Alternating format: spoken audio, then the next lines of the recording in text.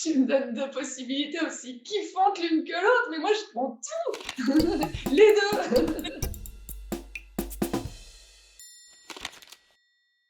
Les 2. Désolée. Bah, Non, non, j'adore la montagne pour sa fraîcheur, pour ses grands espaces, en particulier en été, parce que l'hiver, il y a trop de bruit de remontée mécanique. Et j'adore la plage, j'adore la voile, je fais du kitesurf, je m'éclate, au bord de l'eau, voilà, du moment que je suis dehors, je suis bien. Mais Audrey, tu me donnes 2 possibilités aussi kiffantes l'une que l'autre, mais moi je prends tout! Les 2. Une bulle qui s'enfonce dans l'eau et dans laquelle je peux respirer sans épuiser l'oxygène, mais allez, je prends, j'achète tout de suite. Et une plume qui vole sans consommer du kérosène et d'où je peux voir les animaux dans l'air sans les déranger, mais c'est magique, génial, on y va.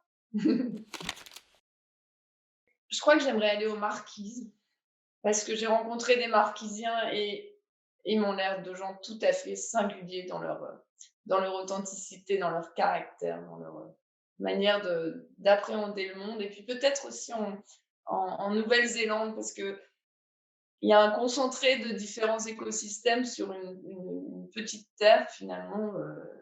Ouais, c'est assez petit et il y a des montagnes qui ressemblent à la Suisse, des récifs coralliens, tout ça. Donc peut-être ces deux-là, mais il y a tellement d'endroits où j'aimerais aller. Mon plus beau souvenir, mais sans hésiter, c'est une baignade dans une rivière sur l'île de Santo, quand j'accompagnais une mission du Muséum d'histoire naturelle de Paris qui faisait l'inventaire de la biodiversité dans cette île. Un reportage, une immense chance de vivre ça. Donc la nuit, ben, le jour tombait assez tôt, donc le soir on allait se laver dans cette rivière. Il y avait un coin pour les dames, un coin pour les messieurs.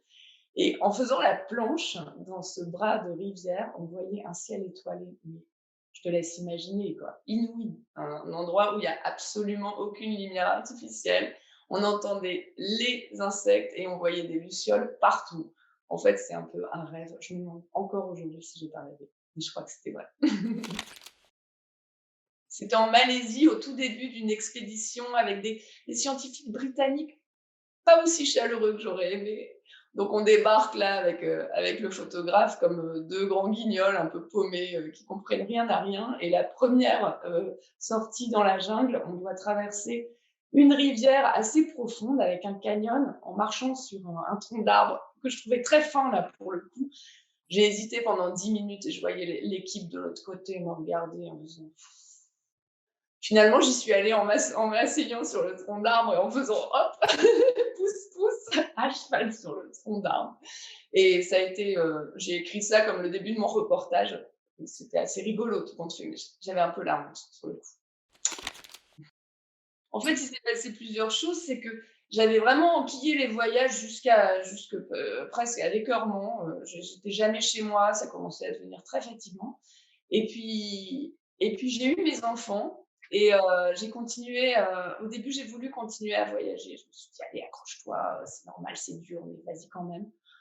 Et puis finalement, après avoir fait tant de voyages et avec mes enfants qui me manquaient tant, je me suis aperçue que c'était pas un si gros sacrifice de plus prendre l'avion, de plus aller loin, surtout que parallèlement, bah, le cri d'alarme, il s'est fait de plus en plus retentissant sur l'état de notre planète. Donc je me dis: «Mollo quoi». L'Italie, le sud de la France, la Bretagne, c'est super aussi. Un camping-car amphibie. J'arrive sur la plage, je mets mon camping-car dans l'eau et à nous l'Amérique.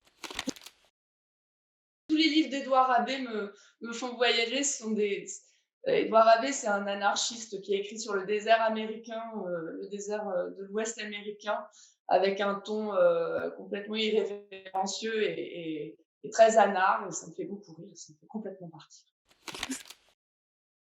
Titi Robin, tout Titi Robin, j'adore Titi Robin. C'est un type qui était à la rencontre des gitans et des roms et qui a mélangé plein de trucs avec un brio extraordinaire. C'est extraordinaire. J'ai fait un potager énorme et je me suis vraiment bien amusée et ça me donnait l'impression de partir entre deux petites mottes de terre.